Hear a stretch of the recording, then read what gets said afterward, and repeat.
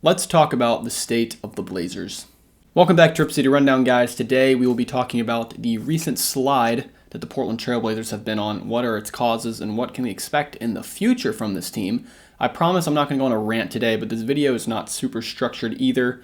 I thought I would just make a video that is highlighting how poor the Blazers have been playing recently and really just kind of a reality check for where this franchise is and what its goals are. So, as I just mentioned, the Blazers are on a slide, which is tough in an interesting way to put it when you're 10-27, but your past 6 games, you've gone 1-5 with all 5 losses being by 20 or more points, culminating in a 62-point loss to the Thunder last night. Yes, 6-2. Okay, 139-77, I believe, was the final score. That is a difference of 62, so I'm pretty sure I'm right there. 62 points is unbelievably large of a number for a final score differential. The funny thing is that the Thunder actually hold the record for the biggest loss in NBA history when they lost to the Grizzlies by 73, I believe, in 2019. So they exact some revenge on that, but unfortunately the Blazers are on the losing end of a colossal blowout. And that was the culmination. Before that, lost by 30 plus to the Knicks in Madison Square Garden, lost by 30 plus to the Mavericks, lost by 20 plus to the Mavericks again and the Suns. And so it begs the question, what are the Blazers doing and can this be corrected? And I'm not even saying corrected into wins. I'm saying, can you be competitive in like consecutive games? Can you string together competitive performances that, sure, still end in a loss, which we all know the Blazers' goals for this year is not to win.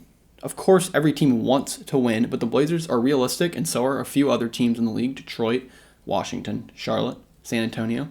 The Blazers' time is years away, and so draft compensation, draft capital, getting a high draft pick is of value for a small market team. So losing is understandable. Losing is in the cards this year. That doesn't mean you have to lose by 60. I get that losing by 5, losing by 60, it's one loss, doesn't hurt or help the record other than you chalk it up in the loss column. But culture-wise and mentality-wise, losing by 60 and before that 30 plus and before that 30 plus, I feel like not only does it take a toll on the players, but it kind of gives fans a reality check of just how far off this team is, which is weird because there are some fans, and I'm not going to point out a specific group of the fan base or anything, but there were a group of fans that said the Blazers could be a play-in team with Simons and Ayton and Grant and Sharp and third overall pick Scoot. And of course, you're young, we're young, the team's young. And of course, the team's young and there's a lack of chemistry. But that was on the table from some people. And clearly, this team is not a playoff team. Nor am I going to bash them for not being so. I wasn't expecting that. But I'm not expecting a team to just not look like a G League team. It's unbelievable, guys. I don't really know where to start. I think we can start with a couple stats. The Blazers are dead last in the league in points per game, dead last in the league in average field goals made per game. So, in other words, the offense is worst in the NBA, as highlighted by scoring 77 against OKC and 84 against New York. Obviously, there isn't one thing to point to in terms of the issue. It's a collection of things. Number one is the Blazers. I'm not going to get caught up in the severity of the loss because if Anthony Simons plays the whole game, maybe they lose by 45 instead of 62. And the point is that the number, it's not about the number. The point is that the team just from the jump in a lot of these games just don't even look like they belong on the same floor. And if we were, a team bereft of talent, I would be a little more understandable. But this team has Simon, Sharp, Ayton. I know he's not playing. Jeremy Grant. I mean, these are Jeremy Grant and Anthony Simons. If they're on a good team, they are all-star quality players. So where is it going wrong? And honestly, I want to ask you guys, because you can point to stats, you can point to motivation, you can point to, well, we're on a road trip and half our team's hurt, so we're going to go in and just get boat raced by 60 by one of the best teams in the league. Is Chauncey the issue? I think jury's out on Chauncey. I do. Not in the sense of development because you need time for that, but X's and O's. He's not being asked to be a ridiculously good X's and O's coach right now. Of course, he got the job because he knows what he's talking about when it comes to basketball. I'm not disqualifying his knowledge, but I'm saying that I don't think he's in a position, the team's obviously not good enough to where he's going to have to coach his butt off every game. We need to focus on the development of players. And of course, that growth is not going to be linear. Scoot Henderson had 17 and 11 against the Kings and then just shot 4 for 21. But I do think there's something there, and it's concerning when you're losing by 30 plus every game. Like, at least be competitive. Build that culture of vets and young guys together working as hard as you can for 48 minutes, high intensity. If you lose, you lose. It's probably what you want anyway. But to just go out and just get steamrolled by these teams, it's unbelievable.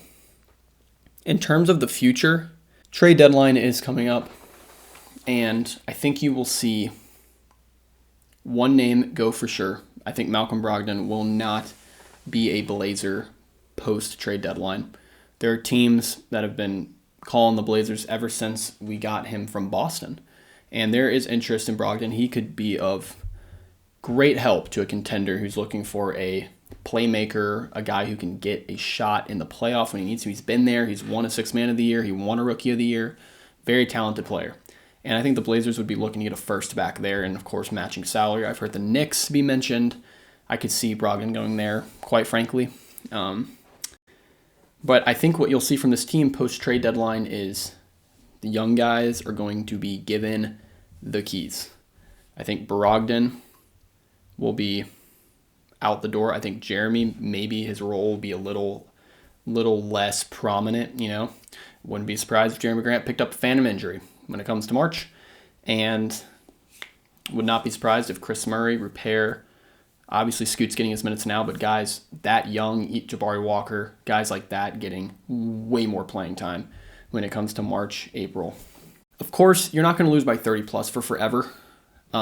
But I thought I would make this video coming off a historic loss because I think it offers a reality check to the fan base, to me personally, and probably to the players and the coaching staff that right now, similar to what Giannis said, and we joke about what Giannis said, but it's frankly not good enough.